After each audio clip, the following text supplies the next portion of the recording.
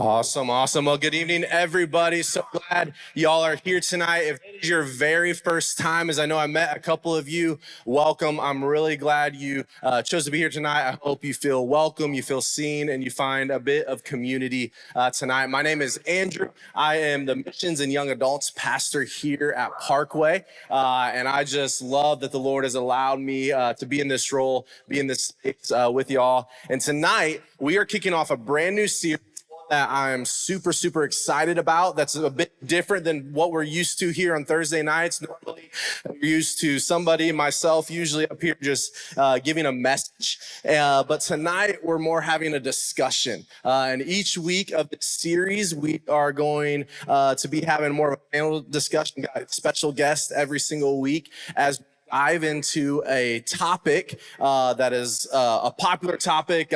There's sometimes hard questions with this topic within that. But all of these questions that we're answering, a part of this series, he's okay. He can come on over this way. My wife's on her way. She got stuck in traffic. But every one of the questions that we will be answering throughout this series have come from you guys. A couple months ago, I put out this, hey, what questions do you have on these topics? And so I've compiled those. A lot of you asked very similar questions. And so I put them into like one size question within that. And so really excited tonight, our special guest, Isaac, and his wife, Lauren. If y'all want to take a second, introduce yourselves, and then we'll get into the first deep question of this evening. Ooh. Yeah, all right. What's up, everybody? My name is Isaac. I grew up here in the Houston area, and then I went off to school and was away for a while. And then I moved to Florida for 6 years, single, whenever I met my wife, Lauren, there.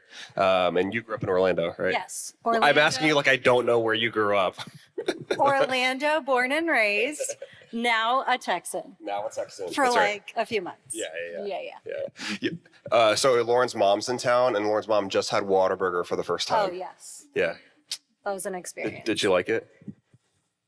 Yes.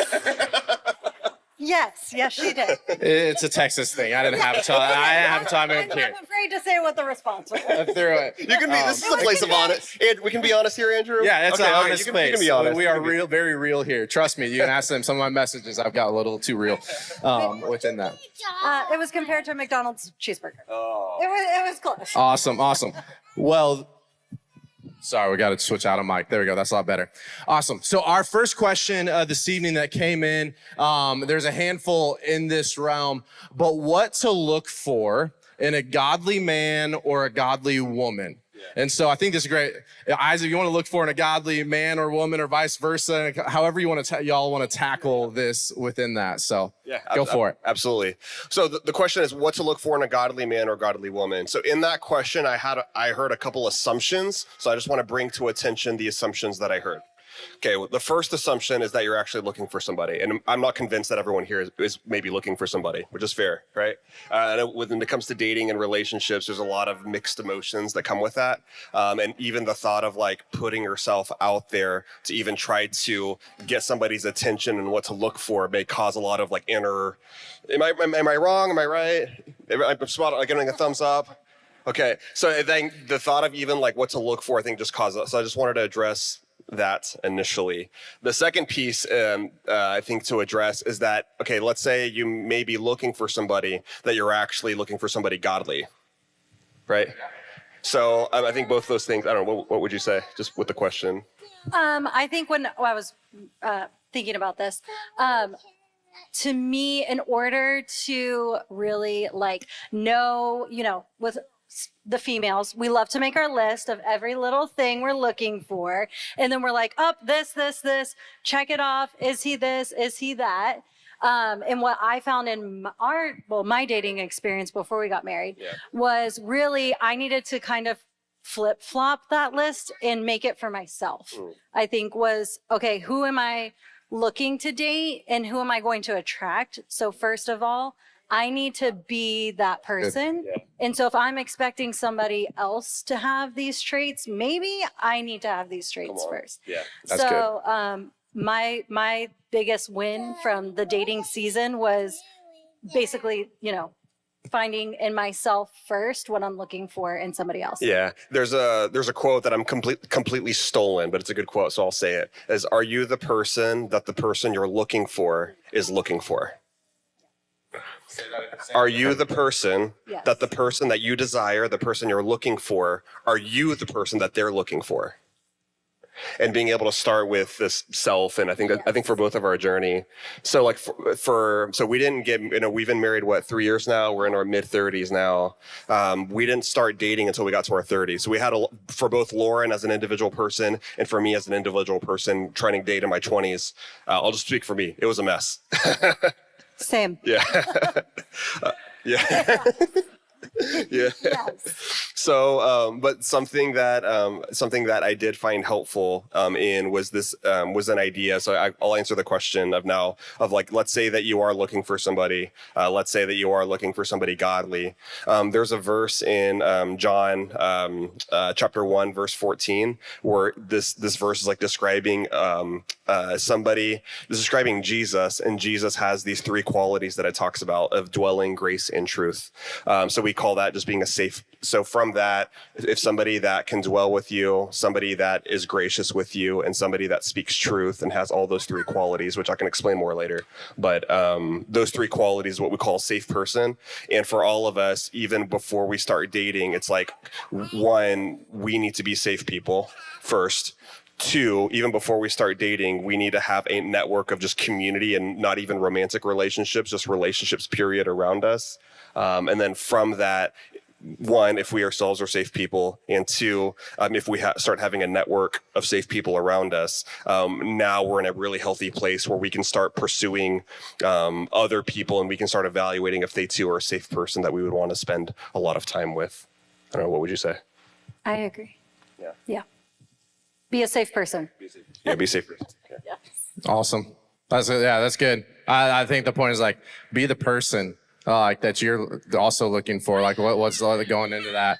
Also, somebody said like, be that person, like say, fast forward to the future, you have a son or a daughter, be that person that you would want your son and daughter to find and look for and be in a relationship with, because I'm going to have high standards for the girls that my boys are going to be pursuing after. So I thought that was good. This next question is one I've had so many conversations with so many different young adults, and not just young adults, but in my years as a youth pastor, also with teenagers. But the question is this. There you go. Go see mommy. She's right over that way. The question is this. The person I'm dating is not a Christ follower. Should I break up with them? Yeah. There's a lot there. Okay. There's a lot there. Absolutely. So I'll answer this way. The floor is y'all's. Should I break up with them? I don't know about, I'll put should to the side for a second, and I'll say this. You don't have to break up with them, but you also don't have to be happy. You can be miserable. So if you want to be miserable, stay with them. If you want to experience joy, then break up with them. But it's not that there's no should. All of us are adults. We can all choose to do what we want to do. So if you want to stay with them, go for it. I don't have a high degree of confidence it's going to bring you joy and wholeness, but yeah. Yeah. Lauren, do you have anything to add to that? My answer, I was just like, no. I just think that going along the lines of talking about joy, being able to, in a relationship, I think dating is supposed to be a time to have fun, to enjoy each other. And, especially with talking about community, being able to be in groups and enjoy going to church on Sunday and sharing that life with each other. And it's just such an important part of, if you think there is going to be a future and part of a marriage, just building that foundation together, I think brings so much of that joy. That you get to experience with community and with each other, that if not in the Christian context or being a Christ follower, I think is very difficult. And relationships are already challenging. Friendships, family, everything is challenging. When you're not working on the same playbook, it becomes even more challenging. The language isn't the same. The context isn't the same. So I think something that helps you stay connected is your faith and kind of being on that same page. Yeah. Yeah. It's not impossible, but it is a big challenge. It's not. It's a big challenge. It's a big challenge. And I was listening to, I forget what pastor it was, but I was talking on this, that even looking ahead, well, first off, it's like I couldn't imagine not enjoying the things that I enjoy about my faith, like church and serving with my wife. Yeah. Right. And if she's not a Christ follower, she's not going to want to partake in those things, right? And so that's a place that brings me joy of like, I look forward to when I'm able to sit in service with my wife. And so that's a joy piece that is in that. Also, the pastor I was listening to spoke into is like, let's fast forward, say you decide to go down that route. All right, like we're not telling you can't, not telling you should either, but kids come into the picture, right? Your view of discipline is going to look very different than their view of discipline and morals of what your kids should partake in and shouldn't. And so when you're equally yoked, parenting's already difficult as it is. Y'all know, I know that it's hard. It's a joy, but it's hard. But then you bring two completely different morally perspectives and objectives.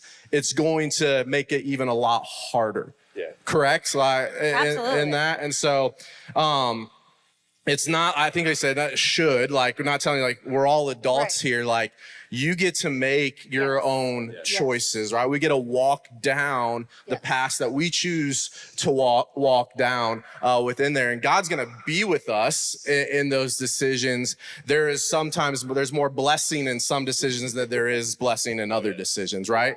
And so I've seen, like, I would call this missionary dating, right? Like the hope that like they would someday come to Christ. And then In my day, I've seen it very rarely, but more times than not, it turns out on the opposite end. In my day, we called it flirt to convert. Yes. Flirt to convert. I like that. I like that. That's better than missionary dating. Let's not do that, but that's a great. That is Such a great line. Never do that. That's gonna be on y'all's Instagram social media tags on there. I was like, that's taken out of context within that. But no, great question. I mean, one, I think we've all wrestled with at some point. I even as a teenager, I wrestled with that. Like there was girls I found attractive and one of them, but they had no religious background, faith in Jesus, and I struggled with that. But then thankfully I listened to some godly wisdom. Just be friends, stay away from pursuing an intimate relationship in that regard. So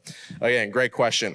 Third question that came in is, what's the best way to maintain a godly relationship? What's the best way to maintain a godly relationship? Yeah.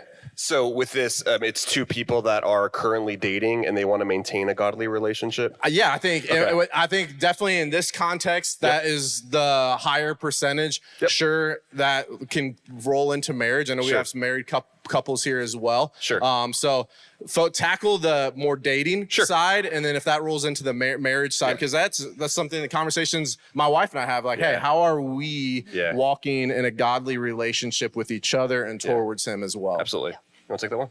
Oh, sure.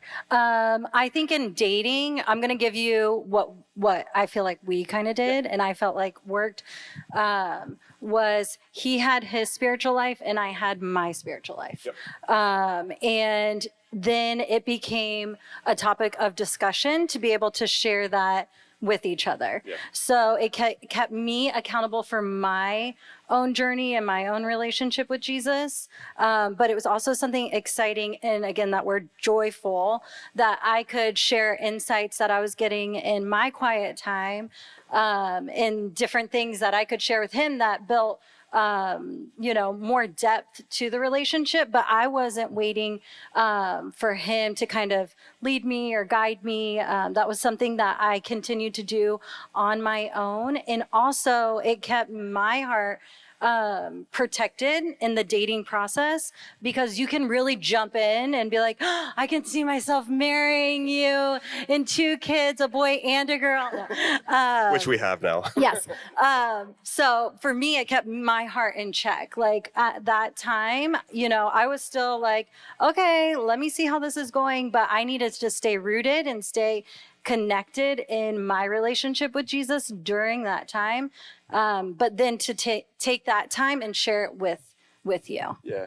I think it's really important to know like what stage are you in the relationship is really, it's helpful to know then how to move forward both together, but also as individuals. So like dating is just very different than marriage. And I think that for me, I grew up in church. Yeah, that's good. And there's a lot of the like, okay, my boyfriend should be leading me spiritually, or like I should be leading my girlfriend spiritually. And that's not true, because like that's just not in the Bible. It's different when you get to husband and wife status, but in dating, there's such a, the Bible doesn't even talk about dating, it talks about singleness, right? So being able to, as Lauren is saying, like have just this really healthy individual life that then you can choose to spend together. And then the game does change when you get married. Well, it's just this really cool thing happens when the ring goes on the finger, but which is different than journeying together as a dating couple, if that makes sense. Yeah. Yeah. So what I'm hearing from you is, as either single, dating, like in that area, do not rely on your significant other in your spiritual life. Yeah.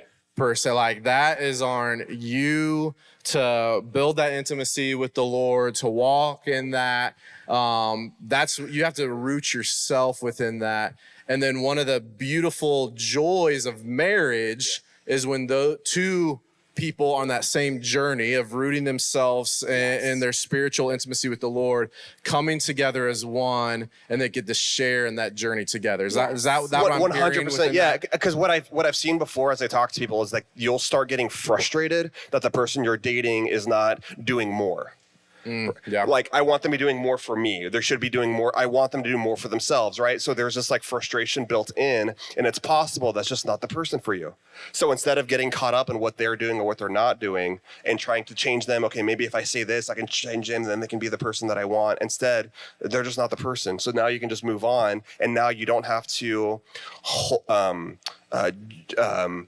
judge someone else for what they're not doing, and instead go to find somebody who is doing the thing that you want initially. So you don't have to try to change them to be something that other person's not, and God's working on them, and you can trust God to be with them in their own journey. But you don't need to journey with someone waiting for them to be different than they actually are. Yeah, that's good. Or bring it on. Let's go. Undermine me. Go. No. I was going to say just adding the cherry on top of what you said. Okay, mom brain, you guys are going to make me forget what I said. What I was thinking was that, or if in dating, it's like, oh, I'm going to lead you. And you have these high expectations. And then you get married and he's like, that's up to you, girl. You got to read your own Bible, or that's time that you have to spend on your own. And then it's like this high expectation that now isn't being met in a marriage context. So I would just say to have your individual time, and then also to have conversations about what that looks like for the other person as well. Yeah, absolutely. And I would even add to that, going into the marriage, yes, it is biblical. Like an ideal perfect spiritual world, the husband should lead the family in all of those aspects, spiritually, and those like leading within that as the head of household. But we don't live in a perfect, ideal world. And there are marriages, there are relationships, I was speaking specifically to marriages, where the husband is not that. Right. You as the wife can walk into that and lead your family as well. That's not how God designed it, but if your husband's not doing it, you absolutely can and lead your kids or your spouse, that the Lord would just grip their heart, grip their spirit to draw them near to him. 100%. That. This next question kind of builds off of that a little bit, but I kind of gather it as more speaking in relationships in general, not necessarily dating and marriage, but relationships in general. But I think it all comes in together. How can we apply biblical principles to cultivate healthy and fulfilling relationships? How can we apply biblical principles to cultivate healthy and fulfilling relationships? Yeah, that's really good. The Bible talks a lot about one another's and loving one another. So I think being You just preached on this. I did. I did. But I'll even say this. I think for me, one of the most, like, as we've been talking about, like in the first question and a few times, like relationships start with self. We are involved with every single relationship that we're involved in. So if we don't like the relationship, we have to like look at ourselves and say, what is my responsibility here in this relationship? And really, and I'm stealing another quote, if you want to see change, you have to draw a circle around yourself and then change everything inside of the circle. That's where you start. So you start with yourself. So for me, when it comes to relationships, it's always, we talked about being a safe person. I'll add this too. In Galatians 5, it gives the fruit of the Spirit: love, joy, peace, patience, kindness, goodness, faithfulness, self-control. I'm missing one. That was 8. But so for me, like whenever I think of myself and my character, I always use the fruit of the Spirit to see how am I doing at being patient? How am I doing at being loving and kind? How am I doing at being gracious? How am I doing at being loving, right? And in a relationship, starting with me and asking God to come in and Jesus to come in and transform me and my broken spirit. And I am incredibly prideful. I'm incredibly selfish. I do not want to serve. And yet I know that as I, in my relationships, the more that Jesus breaks me of my brokenness and I can lean into my true identity in him and bring that into my relationships, especially to Lauren, of being kind, being gracious, being loving. But I don't have to just do that with Lauren. I can do that with really good friends of mine, like male friends of mine that are, right? And I can just be the person who just exudes this fruit of the Spirit in my relationships. Now we have some pretty awesome, some pretty joy-filling relationships there. What would you add? Yeah, I think what came to my mind first was quick to forgive, quick to take a step back and maybe breathe. Like you said, we are involved in all of our relationships. So really figuring out yourself and what maybe triggers you have, or what are your go-to emotions that are making other people in that relationship feel a certain way that then is affecting the relationship as a whole, and just really taking accountability for the only thing you can, which is yourself. And so figuring out those different things and being able to, I feel like, take a step back, forgive, and just have, a few minutes to figure some things out, and just being able to love people that way. I feel like the best way we can love people is to love ourselves first and figure out, how to be in the relationships that we are in. Yeah, that's good. Isaac, you said something about the whole circle thing. Like, just really see a change, you have to draw a circle around you and change what's inside the circle. Can you maybe unpack that a little bit, give maybe a real life example of how you drew that circle around yourself and realized the change that was in that you had to make? Oh yeah, I'll tell you something that I'm still working on. And this is probably the most recent fight that we've had. Can I talk about it? Sure. Okay. I'm like, I don't know what it is. Let's go. So I have a habit of being just disconnected from where I am. Mm-hmm. I get like, my brain just gets hyper focused and I just completely lose sight of my surroundings, right? One, it's great because it allows me to be hyper focused on what I'm doing and I can do it really well. It's not a good trait to have in a marriage when my wife is saying, Isaac. What multiverse are you in over there? Right? Yeah. Exactly. So then it has to go, call me what my mother calls me, which is my name in Spanish, Isaac! And finally, it gets my attention. But at that point, now Lauren now for the first time, I'm hearing frustration. I'm like, why are you frustrated at me? Like, what? But it's because she's been calling me. But anyway, so for me, and we've literally talked about this, and we have a coach that helps us navigate these things. And so for me, it's okay. Like in this, this just happened this past weekend. As I am not present and as I'm distracted, but I only hear Lauren's frustration, and Lauren needs to be more patient and gracious with me, right? Yes. So I could put all of the responsibility on Lauren, and it is Lauren's responsibility to be patient and get my attention and be gracious with me. But that's not what I need to do. What I need to do is I need to draw a circle on myself, and I need to change everything inside of the circle. And I need to say, okay, what can I do to be more present when I'm home? Can I put my phone over there so I'm not just doom scrolling all day, right? Yeah, like, what can I be responsible for and take ownership of what I can be responsible for to change it? Even though, yes, there are things that Lauren is working on, but I'm not responsible for what Lauren's working on. I'm only responsible for what I'm working on. Yes. And that takes humility. Yeah. Which is not fun. No. One we have to work on all the time. It starts with humility, right? That's good. All right, we got some fun ones now. Well, not to say these ones weren't fun, but here is the question. And so I'm going to ask the question, and then really like, here's the subject of what it is. How far is too far under the umbrella of sexual intimacy and godly dating? And we got some time, so take it away.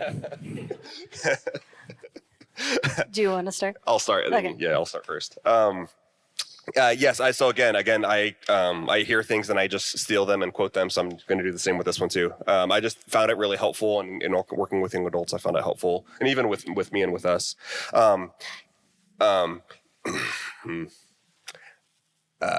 Well, okay, I'll just say it, and then I'll. If I'm going to say a lot of ifs. Just gonna go right for it. If you are a Christian, right? If you're saying you want to follow Jesus with your entire life, if you're saying you want to experience wholeness and joy, if you know that the way of Jesus is the way to do that, if you surrender your entire sexuality to Jesus, and I'm saying all these ifs because you may not be there, and I don't want to assume that you're there. Yeah, that's but good. If all of those ifs are there, okay. Yeah. If they're not there, it's a different conversation. But if all of those ifs are there, then I'll say this though: if your body is preparing itself for sex, it's time to slow down. When your body starts preparing itself for sex, it's time to slow down. Do you guys know what that means? I don't want to get graphic. Yeah, a little bit? Okay. If you don't know what that means, you have nothing to worry about. Yeah. I'm gonna say the line that I was given is anything below the neck is a no. Yeah. Yeah, so that's where, when we went into dating, that's where I was. So some of our we have different dating backgrounds.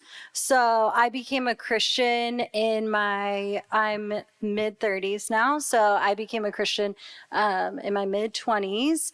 And so I dated for a very long time, not as a Christian. And so for me, when I did become a Christian, it was a lot to learn. Especially when it came to dating. So when I first became a Christian, obviously I wasn't thinking like, oh, I need to learn how to date like a Christian now.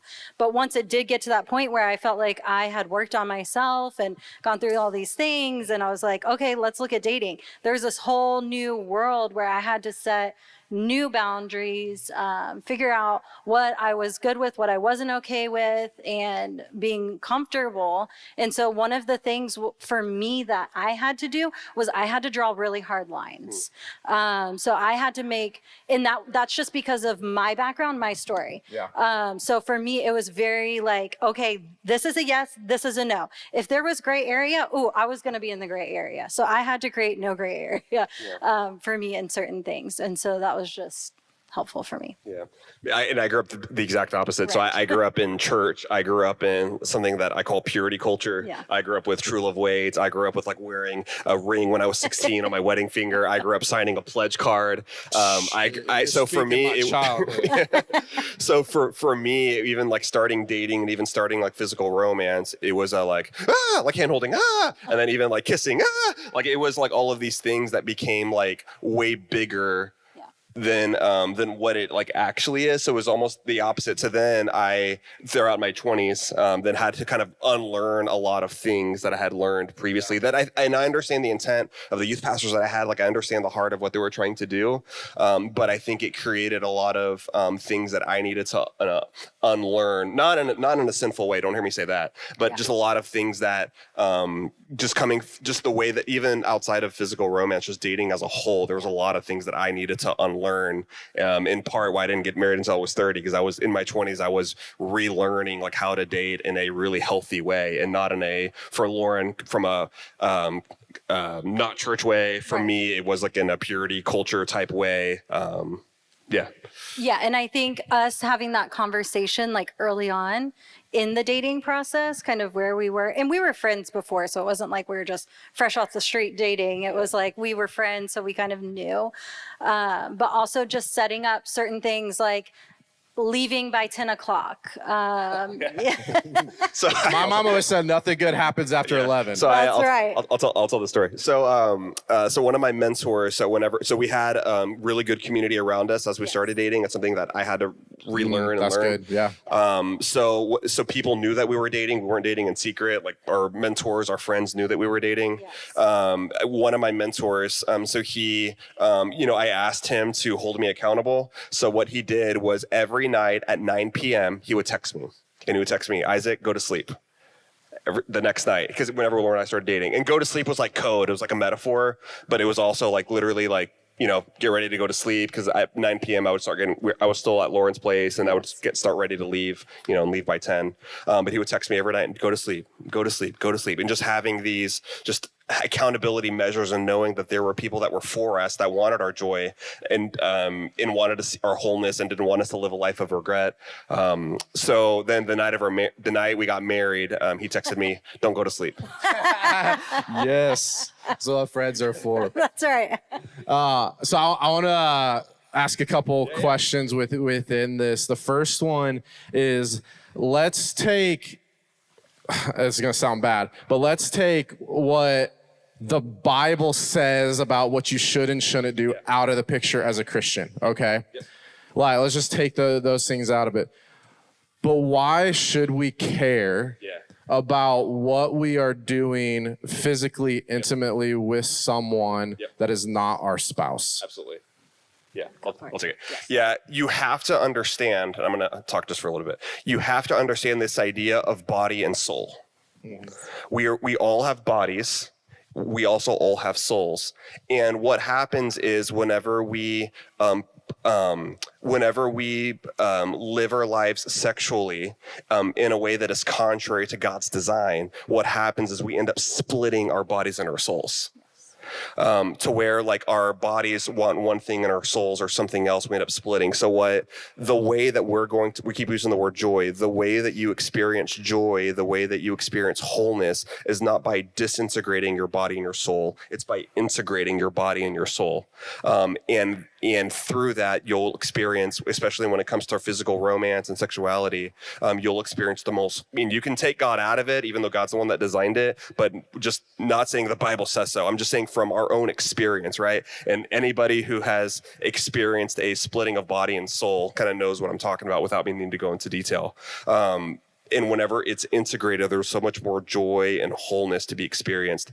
One of the ways that we do that is the best analogy that I've heard is using food. People like me that grew up in purity culture grew up like almost starving the body for the sake of the soul, in the sense of just denying that there was any sexuality desires going on in the first place. That's how I grew up. Is like you just shove it down, you don't talk about it, you never talk about it. If you desire anything sexually at all, like you're bad, so just don't. Right. And I grew up in that. And that was a lot of suppressing.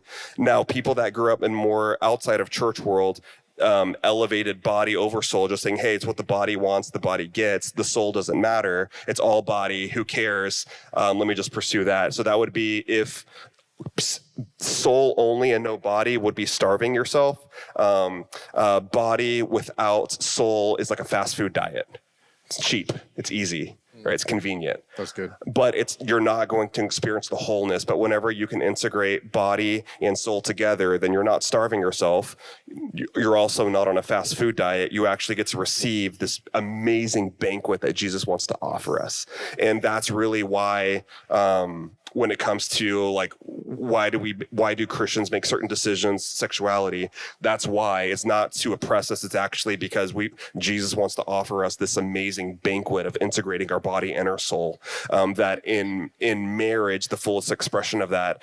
I could talk a lot longer about singleness, because that may come up. Like, what if I'm single? I can talk about that later. But just in the dating context with two people, marriage is where in the design of the universe is where you will receive the full fullest integration of body and soul and receive the banquet that Jesus wants to offer and not just settle for fast food. Yep. Yes. Come on. I'm so sorry. It's okay. Okay, so if you're an unbeliever. Yeah. And you cross that line. Yeah. And so are you talking like soul ties? Like you believe like that people are soul ties? No, you're saying so there's an unbeliever who's asking this question? I would say if there's a non-believer if somebody doesn't know Jesus, I'm not having this conversation with them. We need to talk about Jesus and what Jesus wants to do in their life. Yes. It is, yeah. If you don't have, and that's why, like, even starting off, like, if there's a lot of things that need to be true, that you can talk to people that already, going back to one question, if somebody's a Christian, there's already a common understanding and you can just talk. If somebody's not a Christian, there's not a common understanding. So the common understanding is Jesus. Mm-hmm. Jesus is Lord is the only hurdle. If you don't believe Jesus is Lord, that's all I want to talk about. Yeah. It's another ball game. Yeah. We can talk about sexuality later. You can ask, if somebody's not a Christian, they can ask questions. I'm happy to. But ultimately, I only care about them receiving the joy and the wholeness in totality, not just in a very specific thing, in totality of Jesus and what he wants to do in our lives and rescuing us from death into life. You asked about, is that fair? Yeah.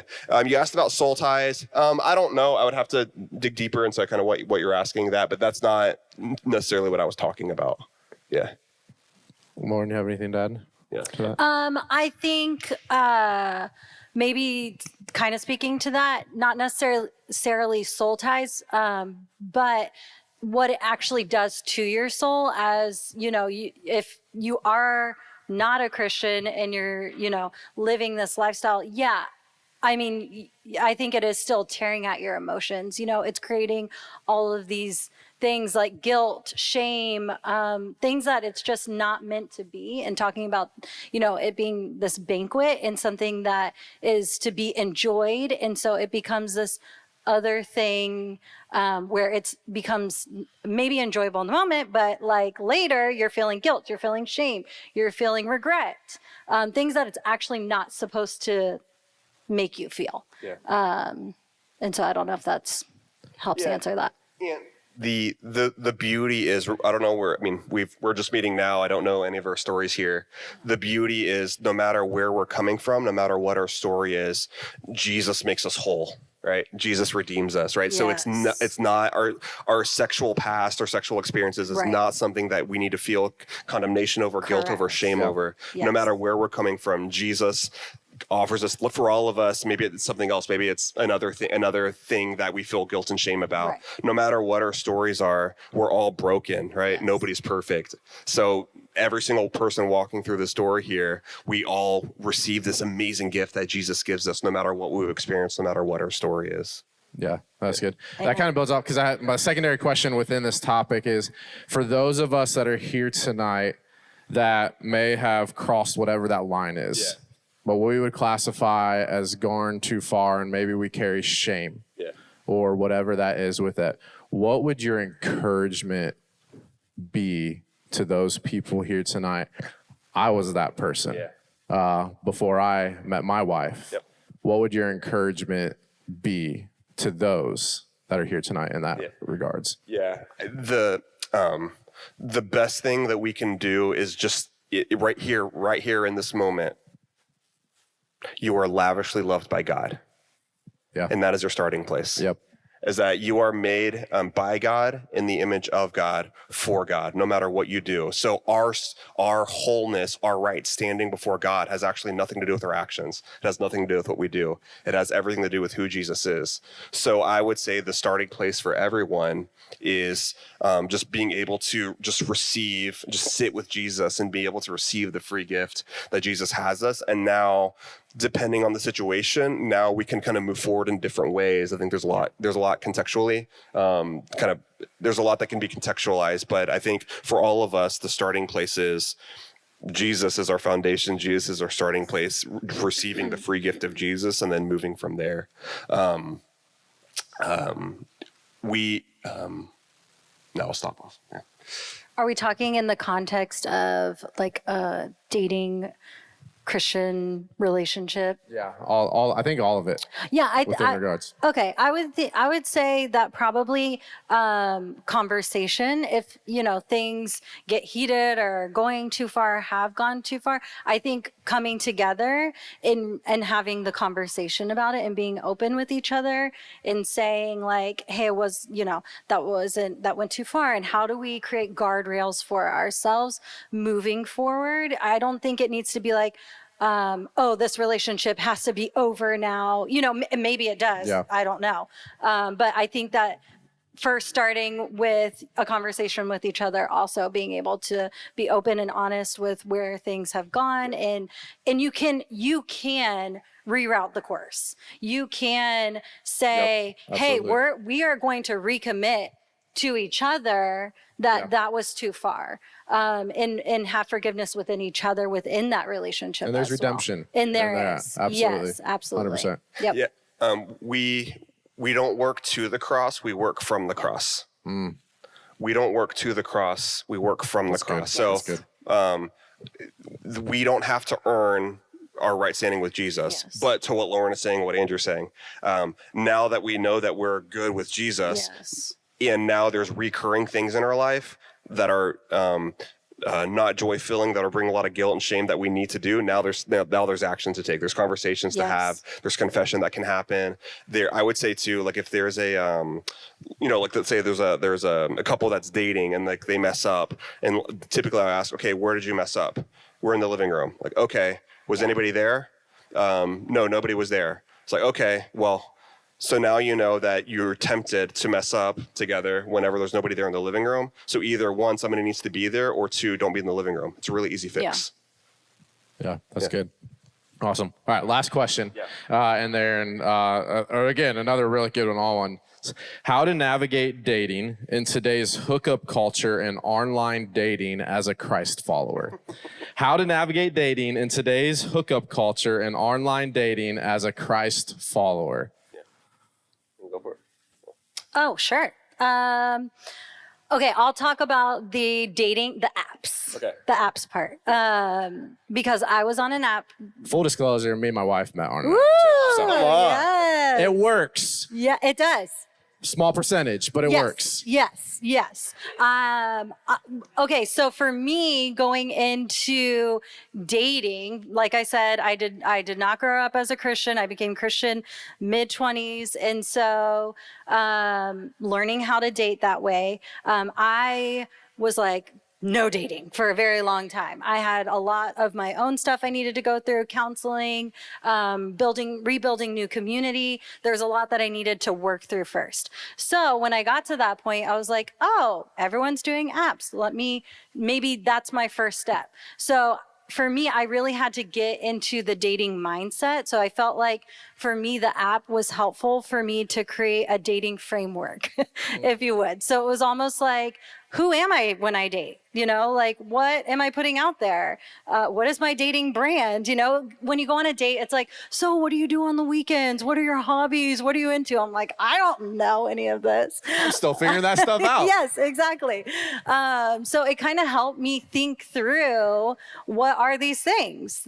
So it was more about getting myself to a place where I had these answers, or help me kind of think through these things a little bit better. And so I did do the dating app. So I'm like, There's if that some works. apps way better than others. Yes. Some apps you should very clearly stay I away stuck to from. one app. So Yeah. I'm not like all the apps. So, and yes. Yeah. And so, and the other thing was going to be like opening my mind just to dating in general. I felt like that helped me open up to actually in person, meeting somebody in person, which we met at church. So it just kind of helped my heart kind of open up that door a little bit to where I was more approachable and more open to the idea of dating. Yeah. I would say when it comes to date, I'll speak to apps in 1 second. When in dating, people that experience problems in dating, there's really only two problems in dating. Problem number one is I'm not getting dates. Problem number two is I don't like the dates that I'm getting. Yes. So the apps can help with both. Potentially, right? So, and like with anything, there's a tool, but there's also just thinking in that way. If you're somebody that desires to date, are you not getting dates, or do you not like the dates that you are getting, right? And being able to like just think about it in that way helps formulate a game plan. And really, I think there's such a myth. And the myth is God is going to bring me the person that I'm supposed to marry. Yes. Which is true. God will. But it's the same thing of like a job. Not your friend. God is going to give me my dream job. He will. But are you applying for jobs? No, because God is going to give me my dream job. Okay, well, how are you going to get a job? It's the same thing with dating. How are you going to get a date if you're not actively pursuing dating? So, and this is, it's At almost home like watching Hallmark movies. well, it's almost like are you Is he gonna gonna knock on the door? like are you gonna marry like the Amazon Prime guy? Like who are you gonna marry for not Right. putting yourself out Well, there? I was open to it. I spend as much time on Amazon Prime as on dating apps for some people. Let's just clicking on it, playing the orders. Come on in. exactly. So specifically with dating, there's really kind of like kind of two big questions is who to date and how to date. Yeah. Who to date and how to date. So I think who to date, I think is potentially a little more clear. I think we've talked about that. How to date, the thing that was most helpful for me, the single most helpful thing for me was in biblically, there's only two main categories of relationships. There's singleness and there's marriage. There's kind of a third kind of subcategory of engagement that the Bible talks about. The Bible speaks literally zero about dating. Zero. But it is a helpful process for those of us that want to get married, right? So, but dating for me, one of the problems that I had was that word gets used for everything. So like you go on a first date with somebody, you say we're dating. You go on a third date with somebody, you say we're dating. You're like literally about to get engaged and you say we're dating. To me, those are very different stages, and how you think about that is very different. So for me, the thing that I found most helpful, and I think where the apps can be helpful potentially, is by separating first date, first few dates from exclusive dating, because those are accomplishing two different things. First date, first few dates from exclusive dating. Whenever you're in your first date or first few dates, you're really trying to figure out discovery of like kind of what you want and are they the type of person that you want. But when it comes to exclusive dating, now you're evaluating for marriage. But there's a lot more I could say. I'll stop there. That's a whole other message. I know. I'll stop. All right, what about, because I want to be respectful every time we're still going to get into worship, but what about the first half of that question? Because it's a real part, like the hookup culture. Yeah. It seems like our generation doesn't almost want to settle down. Like they're not ready to get serious about anything. So it is very much a hookup culture. You hear about it. You hear about your friends talking about it. You see it all online. People joke about it all the time.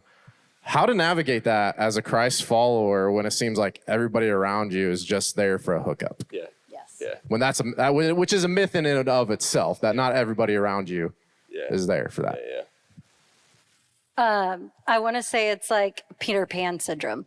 Like, it's the fast food thing. It's easier to just hook up. It's easier to not have any strings attached. You think, in theory, it's easier to do all of these things. It's easier to not be in a relationship. It's easier to just go out, meet somebody, hook up, go on to the next thing. It's fun. That's how everything, I feel like, kind of is built on to do. That's what we're kind of told to do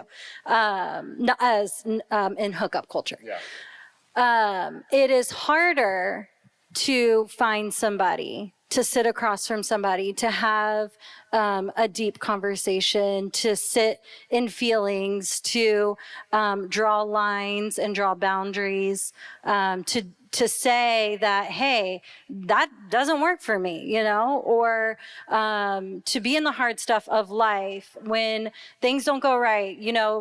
It's hard to pay bills. People pass away, things happen in life. That all of that is so much harder. It's easier to escape to something. And I'm saying it's easier. It's actually not, because over time it tears away at your soul, to the very depths of yourself in ways that you don't understand in the moment. It's later on the damage that does over time. It becomes unmanageable, but it's actually, you think it's easier to go that route, but it's actually the harder route. Yeah. And I would say even in the online dating world, like you're going to know either before the first date or during the first date if that's that person's intention by how that conversation is going, right? Yeah. Or what the text conversations on the Right. app were going. Yes. So you're going to find out if it was before, and if you're already gotten that hints before and you still choose to go on the first date, like you're walking in dangerous territory. So be careful within that. But on the flip side of that, like you can very easily get to know somebody just through before that first date's going on the online dating and then that first date. My wife and I's first date was 8 hours long. And the first time we met each other, she texted me the night before. She's like, this guy's never going to ask me out to go to a person. But I was preaching the next morning. She was like, I'm going to show up to church.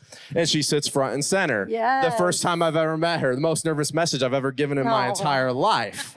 But then we went to lunch after that. And then lunch carried over to the football game that was on in the restaurant. We were talking and having a drink over that and just it was an 8 hour long date. Yeah. But that was very clearly none of that hookup culture was that conversation, right? Like, I mean, we laid everything about our lives out on the table because we both come from a past. Yes. And we're not there to just play around and date around, I should say. Like, we're looking to spend our lives with somebody. And so why waste each other's time if after that 8 hours of conversation wasn't going to work out? Right. So, but you'll know before the first date or during the first date, the hookup culture idea typically. Oh yeah, I agree. Awesome. Any final thoughts on any of these things? I'm going to pray and we're going to get in time, just a response and let the Holy Spirit speak to us during worship. Absolutely. I think the biggest thing for us is we love you guys. We're here. We're around. I mean, we're here at Parkway. So more than anything, we're just really grateful just to Andrew and very honored for Andrew and with the incredible leadership that he's doing like with y'all and with young adults, as well as inviting us just to be able to be here with you guys tonight. Our biggest win was, to talk about dating, but more so just like saying, hi, we're Isaac and Lauren. We love you. We're here for you. If you need anything, we're here. There's amazing leaders here with young adult ministry. We're your fun aunt and uncle. I don't know. I don't know. Whatever our relationship is. But we love you guys. We love the young adult ministry here. Yep. Yeah. Awesome. Well, thank you so much for just being a part of this conversation and just being real and vulnerable and even answering some uncomfortable conversations throughout that. But let us pray. Abba, Father, Lord, I just thank you for just the opportunity to have these conversations. Father God, Lord, just real life questions, Father, that are things that we're wrestling with, things that we're struggling with, Lord. Lord, I just ask that as we had these conversations, Lord, that your Spirit was just speaking to each and every individual here, Father God. Lord, that if there was any shame that somebody brought into tonight, Lord, that you met them in their shame, that they feel cared for, that they feel seen, Lord, and that they can leave the shame at the door when they walk out. They can lay it at the foot of the cross. Lord, I pray that if anybody needed some encouragement and when it seems like there's so many questions and confusions around dating and relationships, Lord, I pray that you spoke to that individual's heart tonight. And Lord, in the talk of relationships, Lord, the most important relationship that we can have, that we can walk in, is a relationship with you. So Lord, I pray that if there is anybody here tonight that has not walked into a relationship with you, that relationship that is full of forgiveness, that's full of grace, that wipes away all that sin from our lives, all that shame, all that brokenness. Lord, if they're here tonight, that tonight would be the night that they become free from that shame, free from that brokenness, free from those chains. So Lord, if they're here tonight, they want to walk into a relationship with you, Lord, I pray that they come talk to myself or Isaac or Lauren and help walk in that journey of walking in a relationship with you. It is the best relationship we could ever be in. Lord, we love you and we praise you. In Jesus' name I pray. Amen.